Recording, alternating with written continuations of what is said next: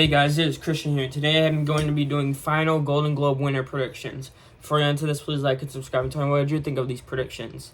So yeah, the Golden Globes are on Sunday. It's already crazy that they're already here. The nominations weren't even announced a month ago, which is crazy. But yeah, we're gonna go over all 15 of the movie categories. We're only doing movies, and I'm gonna tell you what I think can win, what I think will win, what I think should win, all the stuff. We're going to start off with Best Cinematic and Box Office Achievement.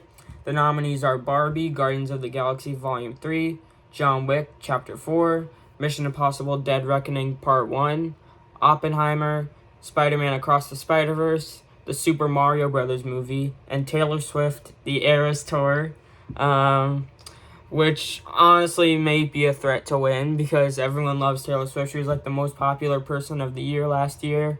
Yeah, but however, I don't think it will win. But other stuff that could win, Oppenheimer. I mean, it was a big box office movie, and it's probably gonna it has potential to get the most wins here. Guardians of the Galaxy Volume 3, Marvel, Mario made $1 billion, and Across the Spider-Verse is in other categories. However, I think the best choice here is Barbie. Barbie is the most nominated film here.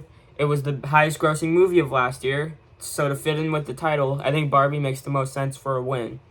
If it goes to Taylor Swift, it's just the Golden Globes being weird. Barbie probably makes the most sense to win. Alright. So yeah, final prediction. So yeah, I'm gonna go Barbie there. Best Original Song. The nominees are Addicted to Romance from She Came to Me, Dance the Night from Barbie, I'm Just Ken from Barbie, Peaches from the Super Mario Brothers movie, Road to Freedom from Rustin, and What Was I Made For Barbie. This is a close race between I'm Just Ken and What Was I Made For. I honestly have no clue what will win. Honestly, I think it's very close. What Was I Made For has Billie Eilish on its side. I mean, it's the more like emotional song. However, I'm Just Ken's the more upbeat song, and it's in the movie, and you get to reward it, and it's just really fun. So yeah, I'm gonna lean towards I'm Just Ken from Barbie. I'm gonna lean towards that because I think that the fact that that's in the movie and people actually sing it's like a big musical number. I think that helps it quite a bit. What Was I Made For? Can that still win? Yeah, but I'm gonna say I'm Just Ken's gonna win. Best Original Score. The nominees here are Jerskin Fendrix for Poor Things, Ludwig Göransson for Oppenheimer, Joe Hisaishi for The Boy and the Heron, Mika Levi for The Zone of Interest, Daniel Pemberton for Spider-Man Across the Spider-Verse, and Robbie Robertson for Killers of the Flower Moon. This is Oppenheimer's. This is gonna be Oppenheimer's 100%. Runner-up, if there is one, runner-up is probably Killers, I would assume, because you'd be giving Robbie Robertson a posthumous award. That's probably runner-up, I'd say. Haven't seen Poor Things, although I heard the score is great. I'd say that's 3, though. Some people might say that's the runner-up, but I think a narrative to give Robbie Robertson a posthumous award, I think giving him a posthumous award is more like, I could see that happening more than Jerskin Fendrix, like an unknown composer before this movie getting the award. Spider-Verse and Boy and the Heron have amazing scores. I wouldn't be mad if those won, but it's gonna be Oppenheimer's. Let's not try to talk about what else can win because it's so obvious. It's so obvious that's gonna be Oppenheimer. All right, next we're gonna do Best Picture Non-English Language. The nominees are Anatomy of a Fall, Fallen Leaves, Io Capitano, Past Lives, Society of the Snow, and The Zone of Interest. This is an interesting category because 3 Best Picture nominees are here: Anatomy of a Fall, Past Lives, and The Zone of Interest. However, is it really that hard to decide what's going to win? I mean, The Zone of Interest is not going to win because that's not nominated for Picture or Director. Anatomy of a Fall has screenplay, and then Past Lives has both screenplay and director. I think that matters. I think it matters that Past Lives has both of them. Therefore, I think it's going to win. Could Anatomy of a Fall upset? Yeah, I think maybe. But I think Past Lives makes so much sense to win. I mean, I mean, you don't get picture, direct, and director for nothing. Like, I don't think you can lose with that combo. So yeah, I'm gonna say I think that's gonna win. Next we have Best Motion Picture Animated. The nominees are The Boy and the Heron, Elemental, Spider-Man Across the Spider-Verse, the Super Mario Brothers movie, Suzume, and Wish. This is gonna be Spider-Verse. Boy and the Heron, it'd be amazing if that one. Suzume, it'd be amazing if that one. Mario and Wish would just get sad, and then Elemental, I think it's good, but I don't think it should win. Boy and the Heron's the runner-up. I mean, you could give Miyazaki the award. But Spider-Verse has been winning the most critic awards, I think. Based on my knowledge, it's been winning most critic awards. It has the most nominations out of any of these. Well, no, Mario also has 3. But Mario's just not gonna win. So Spider-Verse is gonna win. Spider-Verse is gonna win, I think. I mean, it's the most popular film. It's one of the most popular movies here as well. I think that matters. I don't think they're gonna care about giving the sequel the award. I think Spider-Verse is gonna win. All right. Next category is best screenplay. The nominees are Greta Gerwig and Noah Baumbach for Barbie, Tony McNamara for Poor Things, Christopher Nolan for Oppenheimer, Eric Roth and Martin Scorsese for Killers of the Flower Moon, Celine Song for Past Lives, and Justine Triet and Arthur Harari for Anatomy of a Fall. This is a 3-horse race, I think, between Barbie, Poor Things, and Oppenheimer. Maybe Past Lives is probably 4th. If that won, I'd be ecstatic. It'd be amazing if that won, but I don't know if the Globes would do it. Oppenheimer could win because it's very dialogue heavy, and it's gonna win director and picture, I think. And so spoiler alert. So I think Oppenheimer has a very good shot to win. It has a lot of dialogue. It's kind of like Aaron Sorkin-ish. Poor Things, I think, can win because of it's very comedic, and people say the screenplay is amazing, and you get to give Tony McNamara the award. And Poor Things can maybe win comedy musical. And then you have Barbie, which also has comedy. It's very heavy on the message, and it's one of the Globe's favorite movies this year according to the nominations. It's 9 nominations, and if it wins picture, like a screenplay win, I don't think it's impossible. I mean, Barbie always seemed like a movie that I think, ever since I saw it, like, it felt like a screenplay winning movie, and I think the Globes will want to honor that. I think Barbie's gonna win. I'm gonna say Barbie's gonna win. Number 2, I'd probably say Poor Things, and then 3, I'd say Oppenheimer. I think those 3 could all win. Best Director Motion Picture. This is an easy one. Let's do this real quick. Nominees are Bradley Cooper for Maestro, Greta Gerwig for Barbie, Christopher Nolan for Yorgos Lanthimos for Poor Things, Christopher Nolan for Oppenheimer, Martin Scorsese for Killers of the Flower Moon, and Celine Song for Past Lives. This is gonna be Nolan. This is gonna be easy. This is gonna be a runaway. He's been sweeping critics awards. He's gonna sweep all the major awards. It's done. He's winning. People want to see him win. It's his time. I don't see a universe where he loses. If there is a runner-up, though, it's probably Scorsese. The Globes love Scorsese. The old Globes love Scorsese, that is. This Globes, we don't know what they like. I think Nolan's too strong to lose this award. I think he's going to win everywhere. Now it's time for the acting categories. Okay, Best Supporting Actor. The nominees are Willem Dafoe for Poor Things, Robert De Niro for Killers of the Flower Moon, Robert Downey Jr. for Oppenheimer, Ryan Gosling for Barbie, Charles Melton for May December, and Mark Ruffalo for Poor Things. This is a close race between Robert Downey Jr. and Ryan Gosling. Charles Melton, could he maybe win? Could he upset? Maybe. I don't think it's impossible. Well, but I don't know if the Globes would do it.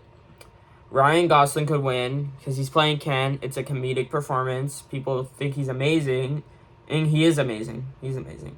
Not as amazing as Robert Downey Jr., but he's great. And Barbie can win picture here. This race, I think this race is totally gonna, at the Oscars, is totally gonna foreshadow what's winning Best Picture. Like, if Robert Downey Jr. wins, Oppenheimer's gonna win. If Ryan Gosling wins, Barbie's gonna win. However, both of these have really good shots to win Best Picture here. However, I think they're gonna like Oppenheimer a little bit more, so I'm gonna say Robert Downey Jr. is gonna take it. It's the baitiest performance out of the two. He's amazing in it. He does the most out of these two, and the Globes, they're gonna love Oppenheimer. I think they're gonna give it a lot of wins. So I'm gonna say Robert Downey Jr. takes it. Ryan Gosling, he could maybe win too. I think Ryan Gosling is the very close runner-up. He could definitely win. However, I'm going to say Robert Downey Jr. wins. Best Supporting Actress, the nominees are Emily Blunt for Oppenheimer, Danielle Brooks for The Color Purple, Jodie Foster for Nyad, Julianne Moore for May December, Rosamund Pike for Saltburn, and Divine Joy Randolph for The Holdover. She's winning. She's been absolutely sweeping these Critics Awards. And Color Purple, I thought Danielle Brooks could maybe win earlier in the season, but Color Purple's been struggling recently. And I don't think he's going to win. I mean, Holdovers is in picture. Color Purple is not.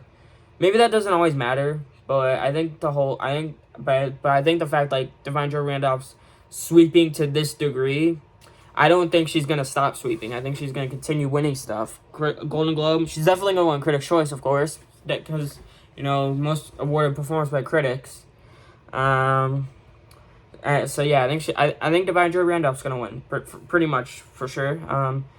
Could Danielle Brooks maybe win? I guess. I mean, but like, the movie's been struggling. She might literally be the film's only nomination at the Oscars. Honestly, after what happened to it at the Costumes Guild, that was bad. That was really bad. He got snubbed there. But I think Divine Joy Randolph's gonna win, so I'm gonna say that. Could Emily Blunt upset? We'll see about that. Next round of Best Actor in a Musical or Comedy. The nominees are Nicolas Cage for Dream Scenario, Timothée Chalamet for Wonka, Matt Damon for Air, Paul Giamatti for The Holdovers, Joaquin Phoenix for Beau is Afraid, and Jeffrey Wright for American Fiction.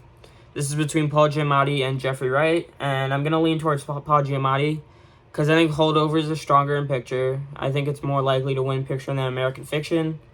And so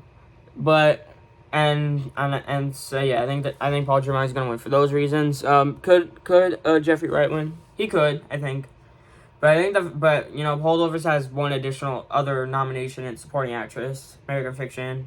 He's the film's only other nomination aside from picture.